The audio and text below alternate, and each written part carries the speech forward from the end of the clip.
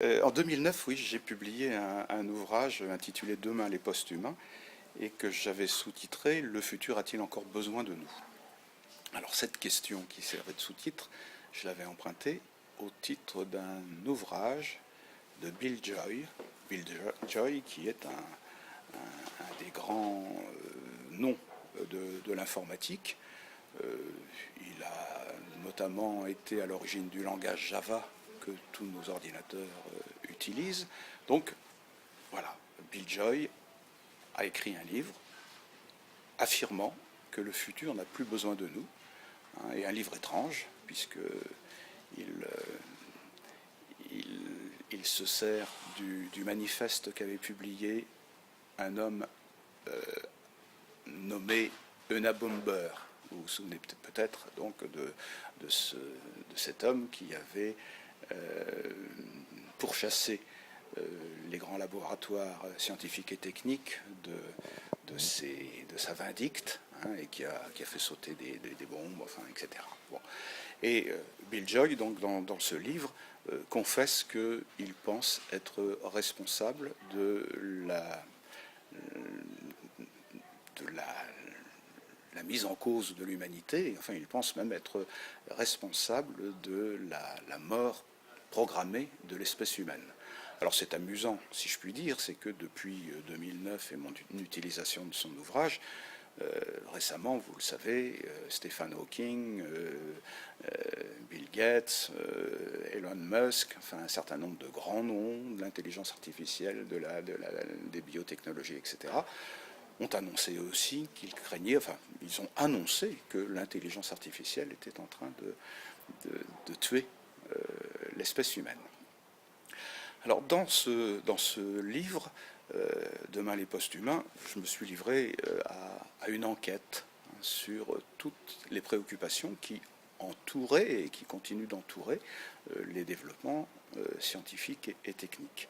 C'est évidemment dans ce contexte que j'ai rencontré les transhumanistes, et je développe une thèse qui continue quand même de m'intéresser, à savoir la thèse selon laquelle, vraisemblablement, les sociétés technologisées, dont la nôtre évidemment, sont des sociétés qui sont affectées d'une espèce de mésestime à l'égard de l'humanité.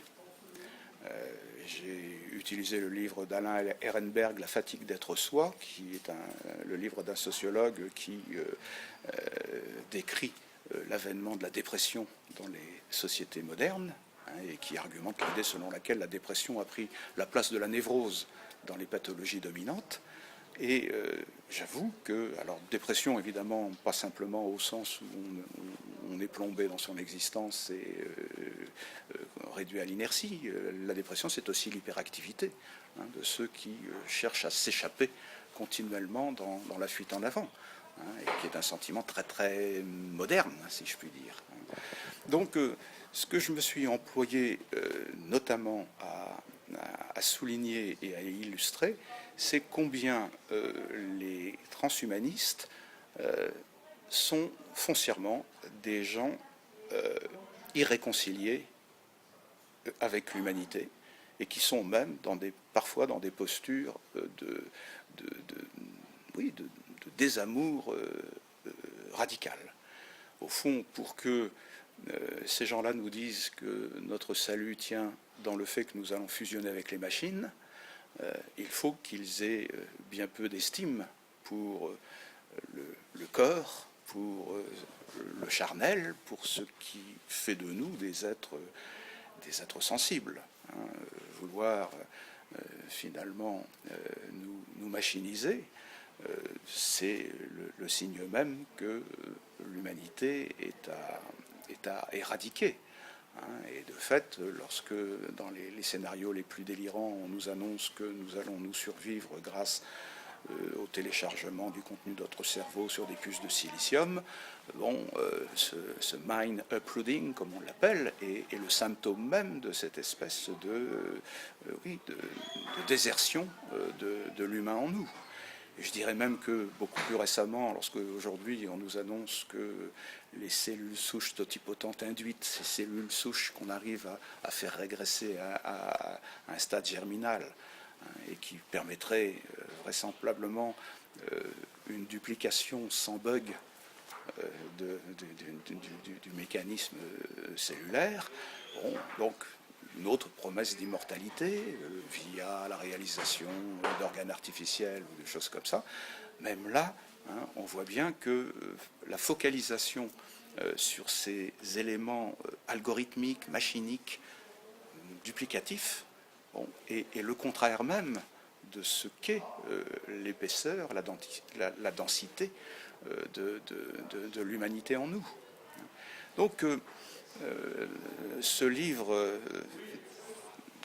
conclut évidemment sur cette idée qu'il y a sans doute à essayer de nous réconcilier avec nous-mêmes, si l'on veut retrouver la mesure, la pondération, qu'exige même la maîtrise de nos moyens technologiques.